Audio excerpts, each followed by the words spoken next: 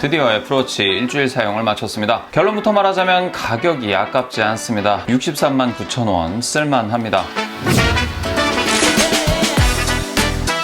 본론으로 들어가기 전에 애플워치 3 오너로서 한 가지 이야기를 하고 싶은 건 애플워치 OS 10부터 변경된 부분이라 애플워치 OS 9 버전 이하 쓰시던 분들은 참고해주세요. 디지털 크라운을 눌러서 나오는 앱 배치가 세로 배치로 바뀌었습니다. 이전에 보였던 중심에 모여있던 게 개인적으로 저는 조금 더 좋았던 느낌이 드네요. 하지만 변경되고 난 이후에는 앱을 찾기가 더 쉽고 가독성이 늘었어요. 이전에 위젯 버튼이었던 이전 버튼을 누르면 이제 제어 센터가 나옵니다. 그리고 아래에서 쓸어 올리면 위젯 화면이 나오게 되거든요.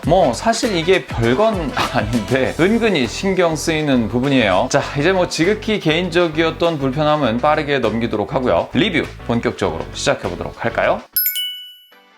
사실 애플워치를 사용하면 가장 처음 보게 되는 게 바로 이 외관 부분입니다. 이 외관은 너무 멋집니다. 사실 아이폰 7 때의 그 제트 블랙의 멋짐이 폭발하는 느낌이라고 할까요? 그때도 상당히 멋있었는데 지금은 단단한 느낌까지 더해져서 더 멋집니다. 그때의 아이폰 7이 예토전생에서 내 손목에 올라와 있는 느낌이에요. 화면도 너무 넓습니다. 이 기종의 경우는 46mm 케이스. 애플워치 울트라를 써보지는 못했지만 울트라보다 아주 조금 큰 크기를 가지고 있기 때문에 시야가 확실히 시원합니다. 비번 누를 때도 틀릴 일이 없어요. 진짜 버튼이 엄청 큽니다. 요즘 제가 나이가 먹어가는지 노안이 조금 살짝씩 오는데 거기다가 이제 제 왼팔은 조금 이렇게 정상인이랑 달라요. 요게 안 되거든요. 요게 안 돼요.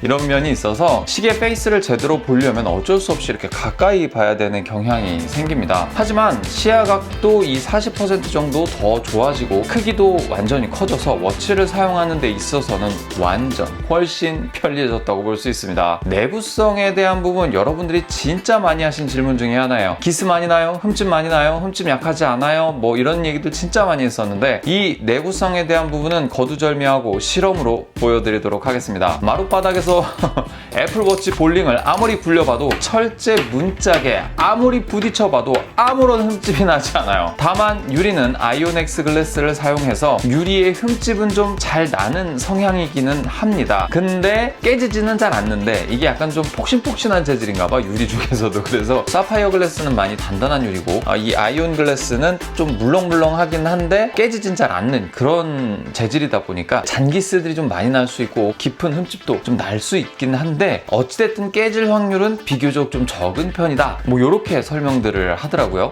난 유리 흠집 치명적인데 라고 생각하실 수 있겠지만 이게 또 안 그래요. 오히려 깨지지 않는 편이 여러분의 지갑을 아낄 수 있는 지름길일 겁니다. 스피커에 대한 부분도 무시할 수 없습니다. 의외의 기능으로 이 스피커가 굉장히 커지고 확장이 됐는데요. 이래야 할 이유가 명확히 있었습니다. 이 스피커로도 음악을 들을 수 있고요. 통화도 할 수 있습니다. 통화 품질도 매우 탁월한 편이죠. 덕분에 길을 걷다가 폰을 꺼내 전화를 받지 않아도 됩니다. 근데 사실 음악 음질은 좀 많이 아쉬운 편이에요.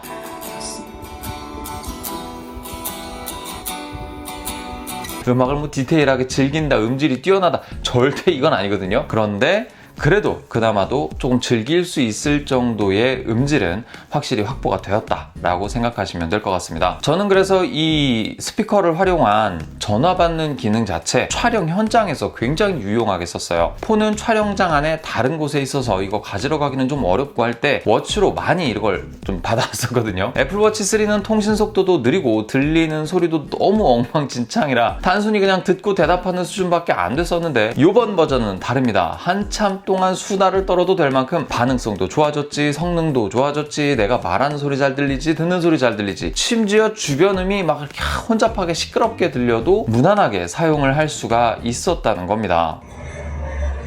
하은아, 아빠 목소리 잘 들려? 잘 들려. 막 이상한 소음은 잘 안 들려?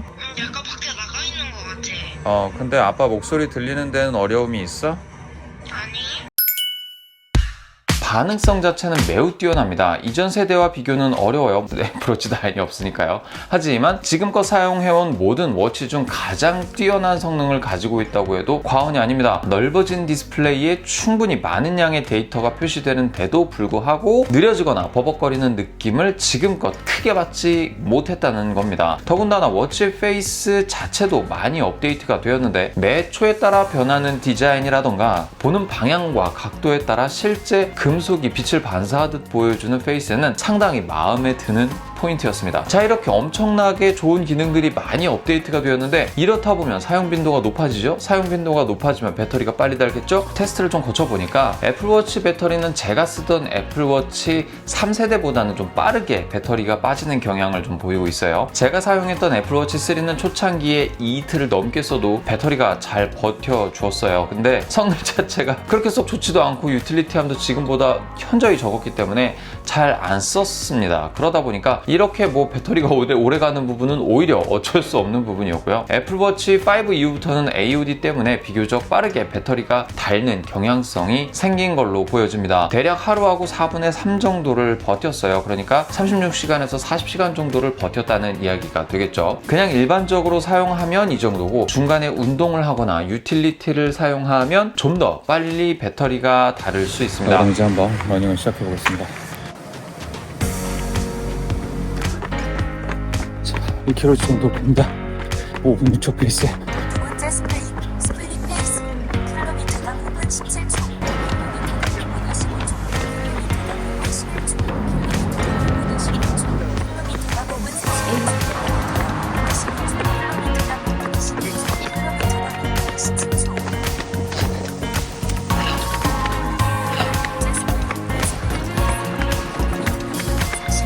일단 40초. 14% 대충 1시간 운동에 10%에서 11% 정도를 소모하네요. 1시간 운동하는데 11%의 배터리가 닳더라고요. 그래서 막 실망을 하려던 찰나 충전을 해보고는 마음이 바뀌었습니다. 충전 시간이 진짜 빨라졌어요. 고속 충전을 지원하기 때문에 30분 만에 80%의 배터리가 완충됩니다. 정말 실제로 이렇게 완충되죠. 그러니까 씻을 때 충전기에 올려두고 옷 입으면서 다시 차는 걸 반복하는 일상이라면 배터리가 완전히 방전되는 상황은 막을 수 있을 걸로 보여요.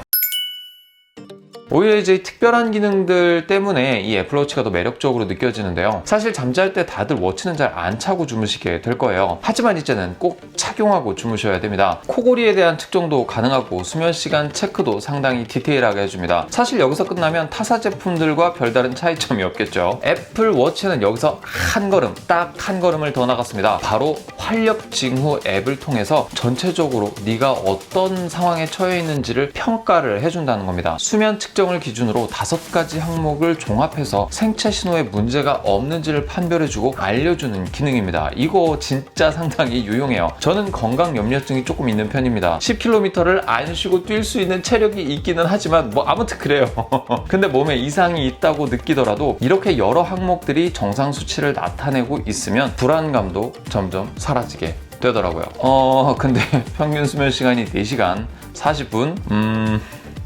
전 백수인데 왜 수면 시간 무슨 일이죠 이거? 근데 진짜 그 말은 사실인 것 같아요. 백수가 과로사한다. 뭐 요 얘기는 정말 사실인 것 같습니다. 지난번 애플 이벤트 때는 이 애플워치 덕분에 생존한 사람들의 수기로 애플 스페셜 이벤트가 시작을 했었거든요. 저도 실제로 사고가 났을 때 아이폰 14 프로 맥스가 제 사고 사실을 인지하고 신고할까요 하고 카운트가 세지더라고요. 만약에 그 자리에서 제가 이렇게 정신을 잃었거나 크게 다쳤다거나 이랬으면 애플워치가 알아서 이제 119를 불러줬을 거라는 얘기인 거죠. 심지어는 이제 그런 큰 사고가 아니더라도 넘어지기만 해도 SOS 요청을 할 수 있는 창이 뜨고 이제 신고까지 해주는 뭐 이런 기능이 있는 걸로 보니까 그들이 목숨을 구했다라고 하는 것들이 거짓말이 아니다라는 생각도 드네요. 더불어 제가 구매한 모델은 패브릭 모델 중에 나이키 스포츠 루프입니다. 스포츠 모델이에요. 천으로 된 손목띠를 내구성이 좀 많이 안 좋다라는 인식이 좀 있었는데 실제로 요거를 물에 그냥 대놓고 한번 적셔봤어요. 근데 이게 얼마나 빨리 마를까 싶어가지고 계속해서 차고 있는 상황인데 이렇게 한 30분 40분 정도 차고 있는데도 불구하고 땀이 너무 찬다, 습기가 너무 오래 간다 뭐 이런 느낌이 들지는 않는다라고 하는 겁니다. 그리고 더불어서 이 젖은 상태로 이 루프에 찍찍이도 붙였다 뗐다 해봤는데 내구성이 전혀 문제가 없었습니다. 그리고 이제 제가 또 접촉성 피부염이 있어서 고무줄이나 이런 띠 같은 게 오랫동안 이렇게 맞닿아 있으면 피부에 발진 같은 게 일어나요. 근데 만약에 이제 물을 쓰고서 이렇게 좀 젖었다 싶으면 살짝 헐겁게 이렇게 끼워서 이렇게 통기만 좀 잘 되게 해놓으면 접촉성 피부염이 생길 일이 그렇게 크게 없다라는 사실 여러분들 알고 계시면 좋을 것 같습니다. 특히나 이렇게 건조가 되게 빨리 되니까 되게 만족스럽더라고요. 결론입니다. 기능이 많아진 만큼 배터리가 빨리 닳아 없어질 위험성은 커졌습니다. 실제로 더 빨리 닳기도 하고요. 애플워치를 만 이틀 착용하고 다녀도 아무 문제 없이 격일로 충전하고 그랬었는데 이제 종일 차고 잠깐만 충전해도 완충이 되니까 굉장히 만족스럽습니다. 그리고 저는 시계를 사치품이다 라는 생각을 많이 갖고 있었던 사람이에요. 그리고 성능 이슈로 애플워치 3는 진짜로 사치품처럼 썼고요. 시계만 보고 알림만 체크하는 용도로만 썼기 때문에 진짜 이틀 넘게 썼거든요. 한번 충전하고. 비싸진 애플워치 10은 오히려 가성비 템이 된다는 느낌이 듭니다. 많은 분들이 배터리 아끼는 꿀팁에 대해서 이야기를 많이 올려주고 계시는데요. 하지만 저는 생각이 좀 다릅니다. 어차피 충전 시간 30분이면 이거 그렇게 배터리 크게 안 아끼셔도 돼요. 하루 종일 쓰고도 조금 남는 수준이니까요. 모든 기능 충분히 다 켜고 사용하셔서 60만원어치 뽕 뽑으시길 바랍니다. 여기까지 점검이었고요. 궁금하신 점 있으시면 댓글로 남겨주세요. 시청해주셔서 감사합니다. 다음에 또 만나요. 곰빵!